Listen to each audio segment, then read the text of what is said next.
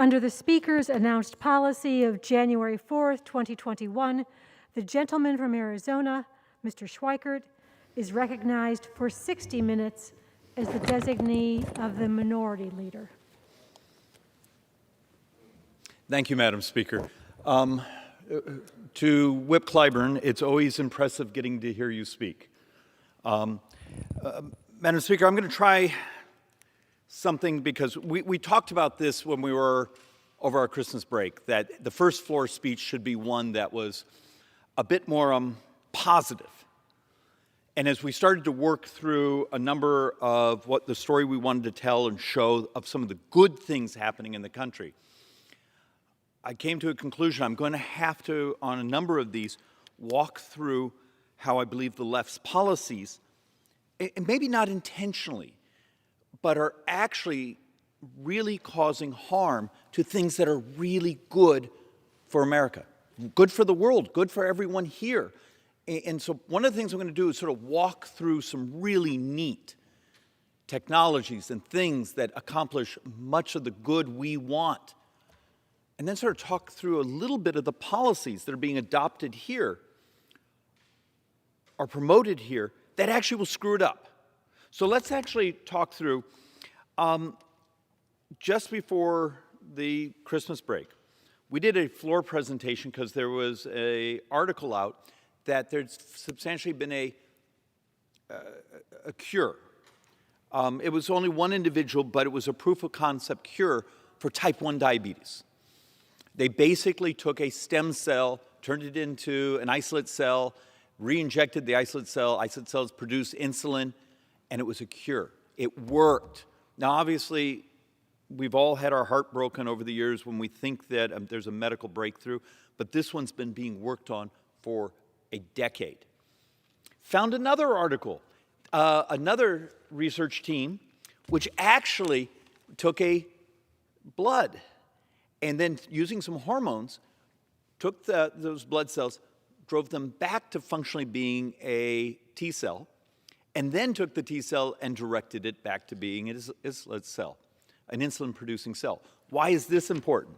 Well, that first article we talked about saying this is a miracle. We now know how to cure type 1 diabetes.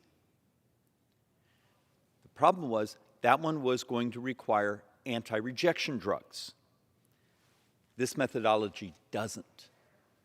You can cure type 1 diabetes and the individual because you did it from their blood.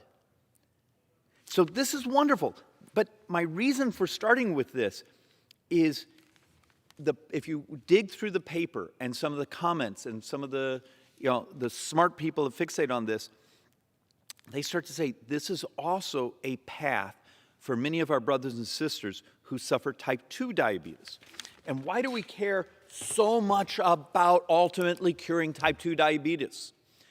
Is first off, this is actually a separation, and I think it's more because no one has really presented this to my brothers and sisters on the left.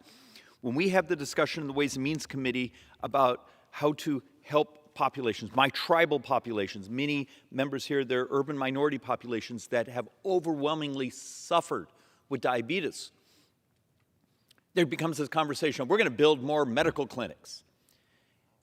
When you head that direction, what you're basically selling is that you're going to help Americans live with their misery.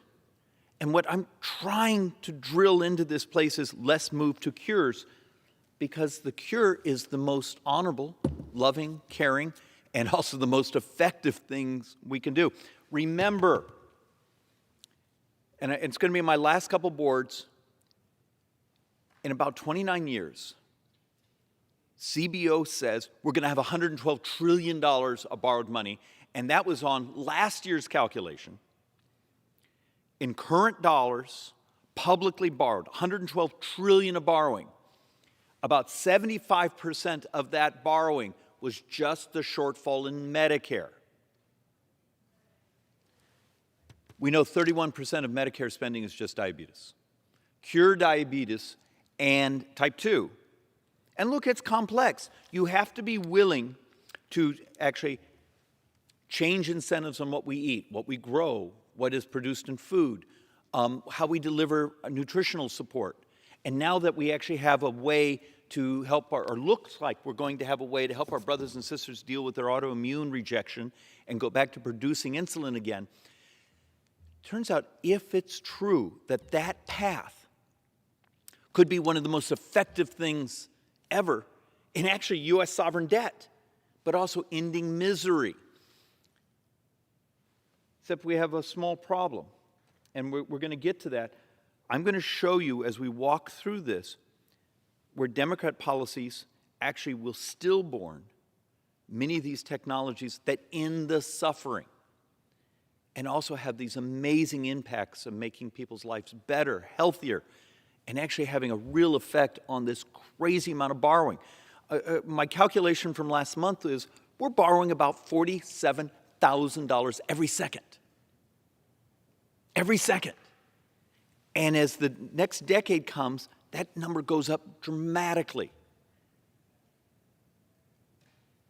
If you care about people's retirement security, my little girl's economic future, that should be the fixation here. And you can take it on by doing good things. It's not cut and slashing programs.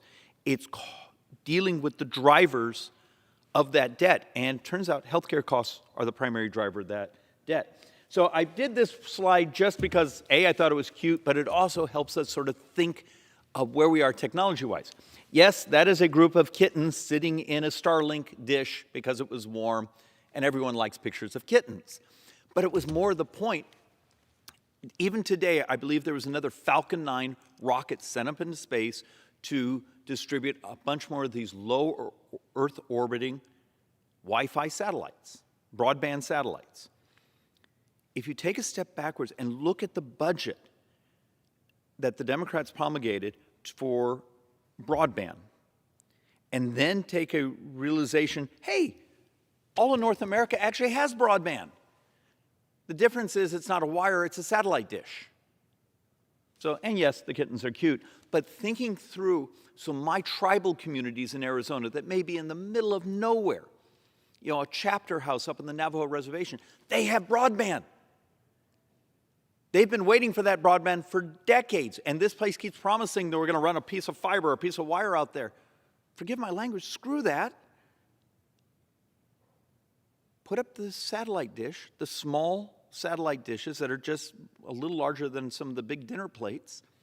They have broadband, and it would cost a fraction of what we're spending. But that would be actually having this place read about technology, encouraging our staff to pay attention to what's happening in the scientific world instead of this place sounding like we're debating from the 1990s. I mean, how much of what goes behind these microphones is functionally decades out of date, rhetorically, technology-wise? It's just very, very frustrating. So one of my personal fixations, and we're going to talk about things like the Democrats' H.R. 3, their approach to health care. There is a revolution happening, and it's called personalized medicine. We are about to, actually, it's not about to, it's happened. Disease, and I beg people to sort of think about this conceptually. Disease is about to become a software problem. Stop and think about that. But what we've learned on stem cell, messenger RNA, some of the derivatives of messenger RNA, the fact of the matter is the cancer you have, the heart disease you have, the virus you have, even now the bacteria you may have in your bloodstream. By using the new technology, we are turning cures, but cures are functionally almost a software problem. We code it, we understand the DNA, we produce a cure. But yet, the vision of the legislation where the left says, well, we're going to control pharmaceutical prices, crushes the very innovation that's about to cure people, and it turns out those cures are the thing that crashes the price of healthcare, because 5% of our brothers and sisters, 5% of our brothers and sisters who have chronic conditions, chronic diseases, chronic ailments, are the majority of our healthcare spending. And what the left has proposed is great politics. It's brilliant politics. Hey, we're going to go and, we're going to functionally nationalize the pricing mechanisms by referring to Europe, and that's how we're going to price drugs. And yes, the economists who do pharmaceutical research say all these new innovative drugs are going to disappear, and we basically make big pharma bigger. Because what you've done is you've crushed the capital stack for the innovative cures, and you take those that are the maintenance drugs, the things that maintain our misery, and you incentivize them just to make tweaks, to maybe make them a little better, to extend their patents. And that's actually the outcome of the left's approach on healthcare. And I don't think it's done maliciously. I think it's just one of those occasions that you're going to see multiple times in these boards. Good intentions isn't necessarily good outcome. Virtue signaling doesn't mean that it worked. It just means the left gets judged on good intentions, not on the outcomes. So we actually have even the new papers that are out in the last month or two talking about CAR-T, which is a derivative of, functionally, messenger RNA, being used on heart disease. Remember, heart disease, #1 killer as we get through this pandemic time. What happens if that back to healthcare disease is substantially a software problem? We actually have the way to have an incredible impact on the #1 killer in our nation. This is a wonderful thing. This is a really good thing. This does not happen quickly under the left's HR3 mechanisms. They will still born much of this technology, the investment in it, and the ability to bring it to market. If the left and the right, if we actually give a darn, we should be looking at here's the things that are disruptive, that cure, and what do we do to get these technologies to our brothers and sisters as fast as possible. If it's true, and there's now been multiple research papers on this, and they're heading trying to now commercialize it, that the ability for this to deal with the proteins that cause some of the heart damage, allowing the heart to heal, and that it's really incredibly effective. This is wonderful because we did not have this a year ago, even conceptually, and it's here. What happens if I come to you and say, well, we've just learned on how to do editing of small snippets of genetic code, we can end sickle cell anemia. Well, this is working. It's back to my constant trying to pitch this concept of cure the disease in the misery. Don't do what is the rhetorical method around this place saying, it's great politics for me to offer more healthcare clinics because that way it looks like I just did something and it helps my reelection. And yes, getting the actual cure to market might take a little bit longer. But do you remember at the beginning of the pandemic when we talked about getting a vaccine and this concept we would get a vaccine in less than a year? And the debates we were having here of, oh, that's pie in the sky, that's a fantasy, but it happened. No, it took a bunch of money. It took unleashing a lot of resources and freaky smart people and pushing the bureaucracy to become more efficient, but it happened. Could you imagine if we did that same type of passion to cure diseases? Because we know how to cure now sickle cell anemia. How do we get this to our brothers and sisters who are suffering? Instead of trying to come up with another way to just do the maintenance. And my argument behind this microphone right now is these are wonderful things that are happening. How do we keep the Democrats, the left's policies, from destroying this progress? And this is a little board that basically talks about the Democrats' H.R. 3. Wonderful rhetoric. Every voter, right and left, Republican, Democrat, is frustrated with pharmaceutical prices. Okay. But do they understand that the mechanism being proposed by the left, basically the economists tell us that there's dozens and dozens of cures that are really expensive. Remember, many of these cures take billions and billions and billions of dollars of research just to get them to market, and a substantial number of them, the majority, fail. Now, a lot of that cost is our fault, the bureaucratic mechanisms, and a couple of us have ideas on how to streamline that process and reduce that cost to get these revolutionary pharmaceuticals that cure to market. But this is really important, and there's one other thing on this board that needs to be understood. The left's pharmaceutical pricing proposal does something called reference pricing. They reach over to Europe, take a handful of countries there that actually have what they think of it as a formula that says quality life years.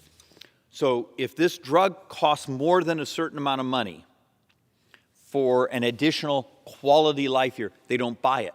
And there's countries over there that have pricing like, I think what Great Britain was 38,000, equivalent to $38,000 US dollars, that if the drug costs more than that, you can't get it. That will reduce drug prices. It'll also kill a whole bunch of people. And it will end the resources for the cures that come in the future. There's other ways to get there without crushing small pharma. That's basically the way that you make big pharma less big, because you cure the very disease that the book of business over here makes money on by maintaining. This isn't hard economics, it's just math. And I accept this place is a math-free zone. But the math is the math. There are good things happening. We just have to stop much of the Democrats' policies, which are crushing these opportunities because, look, it's great politics. The rhetoric is great politics. It's crappy economics. And I want to give you another simple example, and this one's more maybe closer to home from being from Arizona. A couple of weeks ago, a big rig tractor trailer drove, I believe it was on I-10 in Arizona, and drove a fairly substantial distance completely autonomously. No driver at all, completely autonomously. Well, think about that. Let's take a step. Didn't we hear President Biden, what was it, a few weeks ago, talk about the supply chain? We don't have enough truck drivers. We're going to fix this. We're going to make it so goods can make it to the warehouses where they can be value added, the manufacturing, the store shelves. And this was part of it because the United States, one of our greatest difficulties is our demographics. The reality, we're getting much older very fast. I mean, it's just, what is it? The mean truck driver is somewhere in the mid-50s. This is part of the solution. Okay, this is wonderful.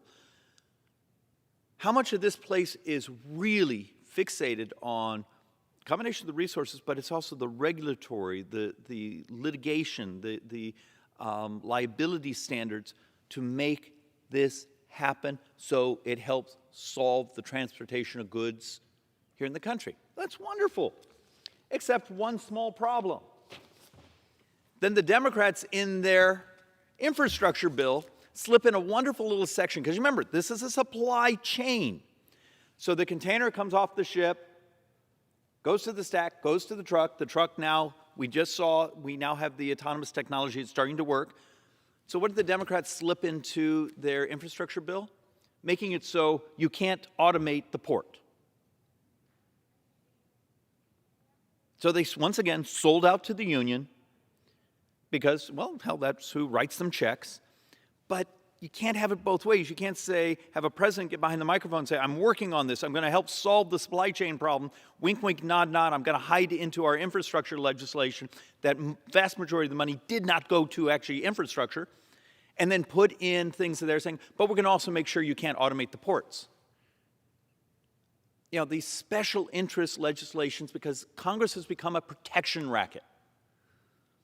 You're this union, you come in, you have enough friends here, they'll actually do something that protects that book of business against what was good for the entire country. And so all this technology, it's about to help us deal with our worker shortage, our supply chain shortage, actually gets stymied because the left basically says, the union's more important than the rest of the country. Let's make sure we make it so you can't make our ports more efficient. That's a classic example of good things were happening. And the technology isn't Republican or Democrat. But you got to make it so it comes together. And the left constantly selling out to their special interests basically crushes what is the very things that create the productivity that we desperately need for the future of this country. Because remember, growth is moral. Growth makes the poor a lot less poor. And then to do these backdoor little deals that actually crush the efficiencies, the productivity that make the society wealthier. It's a wink, wink, nod, nod. It may be great politics. It's really crappy economics. So let's actually talk about another thing it's happening. Okay, so let's all, how many speeches have we been given about global warming here? A lot of our brothers and sisters care passionately about this. And then on the other side, at the very beginning of the Biden administration, with the help of many of my Democrat colleagues here, they basically chomped down on permitting, regulations, accessibility, pipelines, those things for natural gas. Even though we know over the previous decade and a half, natural gas was the substantial, by far, driver of the reduction of North America's greenhouse gases because it burned so much more efficiently, and the price, because accessibility had become so available, the price of natural gas had come down so much that facility after facility that were generating electricity had switched to natural gas away from coal. So what did Democrats do this last year? They made natural gas substantially more expensive. Well, what did they think was going to happen? So congratulations to my brothers and sisters on the left. Would you believe they've increased coal usage by 23% last year over where the Trump administration, so the Trump that was accused of being too friendly to coal by the environmentalists had, because of the productivity, accessibility of natural gas prices fell, use of coal went down dramatically. The left comes in, starts to do all sorts of regulations, permitting restrictions, those things for natural gas prices go up, those facilities converted back to coal. Congratulations, 23% more coal got burnt. It's just, once again, a simple example. If you don't do basic math, it's great rhetoric. Come behind the microphones, tell us about how much you care about the environment, and then screw up the economics so much that this nation actually, over the next few years, greenhouse gas-wise, is about to get dirtier. You've seen my slides I've brought to the floor before on how much of our baseload nuclear is about to come offline. There will be more baseload nuclear about to come offline than every bit of photovoltaic that's been put into this entire nation. It's math. It's not hard.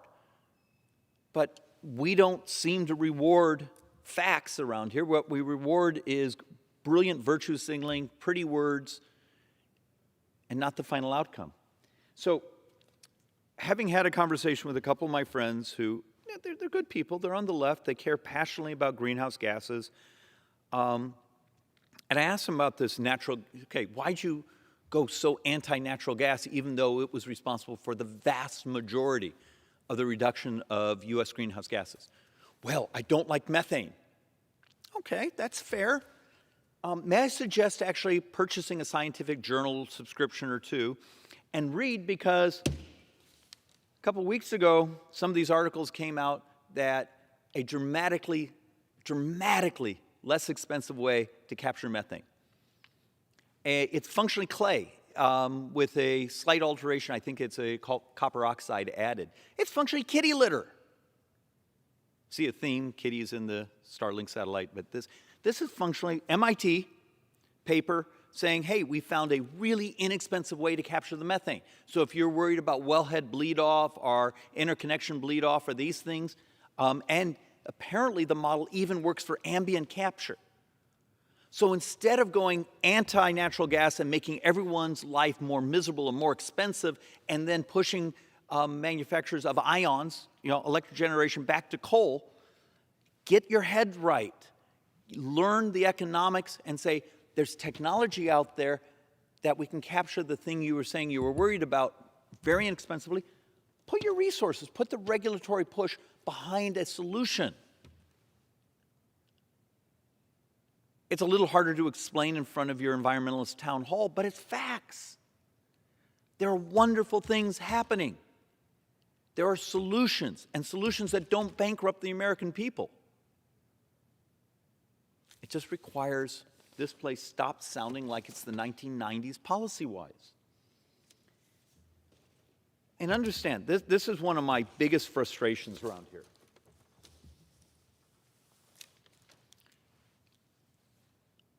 And we need a moment of honesty.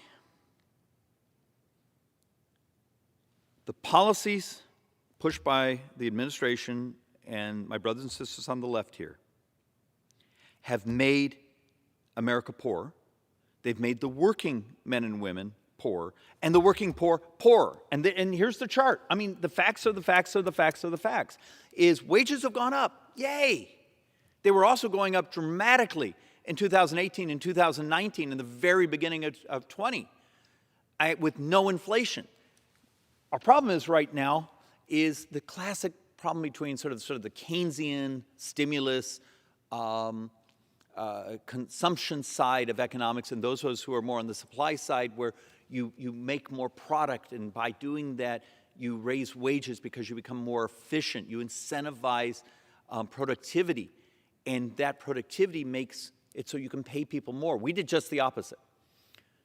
Push cash after cash after cash into society, pushed up inflation. Americans got poorer. You saw the inflation data over the last couple days. So all the nice speeches around here about Republicans this, Republicans that, moment of clarity, honesty, and it's math. Democrat policies made the working poor poorer this last year, and it's math. And what are the two things you do most that create the most economic violence to the working poor? Really wish I had someone here who was willing to answer that. It's real simple. Open up the border so you create a flood of individuals that have similar skill sets. My drywaller or my gardener or whoever these people are, they sell their labors. They sell their willingness to work their hearts out. And when you flood the market with people with similar skill sets, you crush their wages. And then at the same time, create inflation on top of that. From an economic standpoint, if you want to commit economic violence on the poor, do exactly what the left is doing right now. Open up the borders and incentivize inflation. And the tough part with both of these is it's not a switch you just turn off. The labor availability for those who sell their labor, they sell it because they didn't graduate high school, they didn't have some of the benefits many of us did, but their wages were going up dramatically. In 18, 19, the beginning of 20, new regime comes in, borders opened up, and you see, and look, we're in the middle of the pandemic, there's lots of other things going on, and there's numbers out there that are really difficult because you have to adjust for the amount of cash that was pushed into society. But when you start to try to normalize that, I think when we look back, there's going to be an understanding of just how brutal the policies of opening up the border, inflation were to the very people we talk about and we claim we care about. And my fear is that brutality economically looks like it's going to be with us for about a decade. It may take 10 years to squeeze out what we've done in our population dynamics and inflation. I hope this place is willing. And look, when I talk to some of my Democrat colleagues and I walk them through the numbers, they just stare at me angrily and say, well, we're going to just send them more money. Not understanding that that just sets off the cycle even more.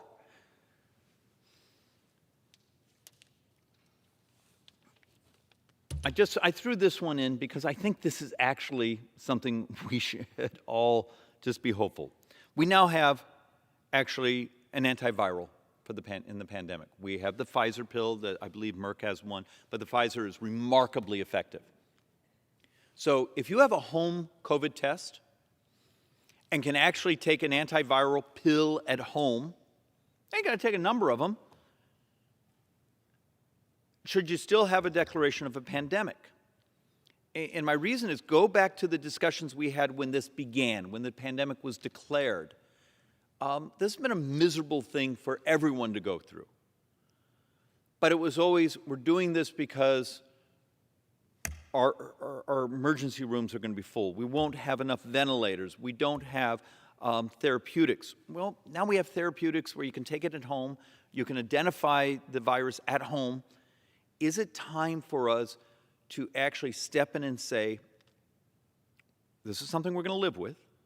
We now have the tools to take care of it. If you happen to be in one of where you have a compromised immune system, you have other sorts of comorbidities, which I still hate that word. Yes, there's different protocols. For the vast majority of our nation, this is what we had said a couple of years ago. When we get this, we don't need to have a declaration of pandemic because you can test at home and you can take a pill at home. Well, a number of pills, and it's an antiviral that's incredibly effective. Is it time we start having the conversation that the declaration of a pandemic has outlived its welcome, and we start now figuring out we have methods to help our brothers and sisters who are suffering take care of themselves, do it from home. They don't have to be in the urgent care center. They don't have to be in our emergency rooms, our hospitals. It's just, this is hopeful, and it's here. Now, of course, you already saw an earlier debate, I believe, between our leaders discussing about the Biden administration's failure to properly pre-order and those things. I'll let others who specialize in this have that debate, but that should be considered hopeful, and it is time, and we're already starting to see some movement with our brothers and sisters on the left, starting to understand this is something we're going to live with. All right, this one's uncomfortable, but it's math. University of Chicago, 4 PhD economists. We're looking at parts of the Build Back Better, the social entitlement spending bill, and the child care tax credit. And it turns out, because the left insists on delinking the money from getting job training, from learning skills, from actually pursuing work, from taking work, the economists basically say, once again, the left's great rhetoric of how they're going to help working men and women who have children, actually, the data says they're going to make them poorer. So we've proposed over and over and over and over to the left is, okay, if you intend to do this, could we put a component that says, we need you to gain skills. We want you to be part of the economy. We want you to be part of society. We'd like you to work. And the reaction, we actually had testimony in the Joint Economic Committee from a leftist Democrat witness who basically said, why should people have to work? And even a couple of the Democrats on the dais, you know, their jaws are dropping saying, well, that's your witness. But when the economists turn to you and say, the way you're designing your legislation, you are hurting working poor people. You've already done it with opening the border. You've already done it, you know, with inflation. Now you're going to make sure it sticks. These are just crappy economics. And they know better. It's the politics of this craziness right now. So let's actually go on to something else that I'm hoping will make some sense. I did this board specifically for someone who will probably never see this moment of the speech. So last week, we sent out, you know, the postcard saying that it's about to become a new year. Tell us what issues you care about. And someone on the left stuck one in my mailbox, and the first thing said, rich people need to pay more. Okay. It would have been nice if this individual had actually had the fortitude to actually give me their name or phone number so I could talk to them, walk them through the numbers. Because you hear the left's folklore all the time. Well, the tax reform, it was for rich people. No, it wasn't. Once again, the data makes it very clear the wealthy, after tax reform, are paying a higher percentage of the federal income tax. Understand, one more time, the tax code got more progressive after tax reform. It's the math, it's the truth. How many times do you hear it? I remember last year, I did a presentation, Speaker Pelosi came in off and then Speaker Pelosi talks in the mic and says, 82% of the benefits went to the rich people. and even the Democrats who are in Ways and Means, their jaws are dropping and they're looking down at the floor. But this place makes math up, makes crap up, because we're about virtue signaling, not the facts. Tax code we're under today is more progressive. The rich pay a higher percentage of the federal income tax burden than before tax reform. But back to the rhetoric and that postcard that was in my mailbox saying rich people need to pay more taxes. Okay, maybe the left should stop trying to subsidize them. In the left's Build Back Better, their social entitlement spending plan, the amount of tax cuts that are functionally designed into that, tax credits, money transfer, you do understand 2/3 of millionaires get a tax cut under the Democrats' Build Back Better. It's, once again, the rhetoric versus the math, the virtue signaling versus owning a calculator. The analysis says the Democrats are once again talk a great game. The wealthy need to pay their fair share. And then they turn around and do legislation that actually subsidizes the rich. A few months ago, we did a presentation here and said if government really needs another $1 trillion, okay, if that's the argument coming from the left, stop subsidizing the rich. We came here with a series of boards that showed almost $1.4 trillion over 10 years, and I'm talking the really rich, the subsidies that are built in. And you could just hear, what's the colloquialism? Crickets. Because if you actually look at the wealthiest zip codes in the nation, they're actually represented by people on the left. So just a couple of these more to sort of help walk through. We all know the Democrats' passion for state and local tax deductions, and it goes up and down in their negotiations. But once again, and to Bernie Sanders' credit, he actually told the truth on this, it's a tax cut for the really, really, really rich, when the vast majority of the money goes to people making $1 million or more. But how many times have we read in the political press that a number of our Democrat brothers and sisters here won't let the legislation become law unless they get these tax cuts for their rich taxpayers? Okay.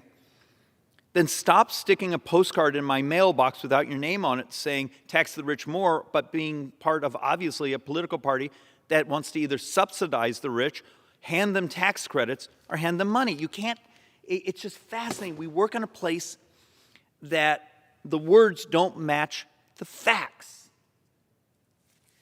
And this was one of my favorite things, is when Ways and Means, when we were grinding through the Democrats' Build Back Better bill, we actually did some simple math. Once again, we actually tried to read part of it. So you make $800,000 a year. Your family makes $800,000 a year. Built into that legislation was $118,000 of tax credits for a family making $800,000 a year. Buy the right Tesla, buy the right battery wall, buy the right solar panels.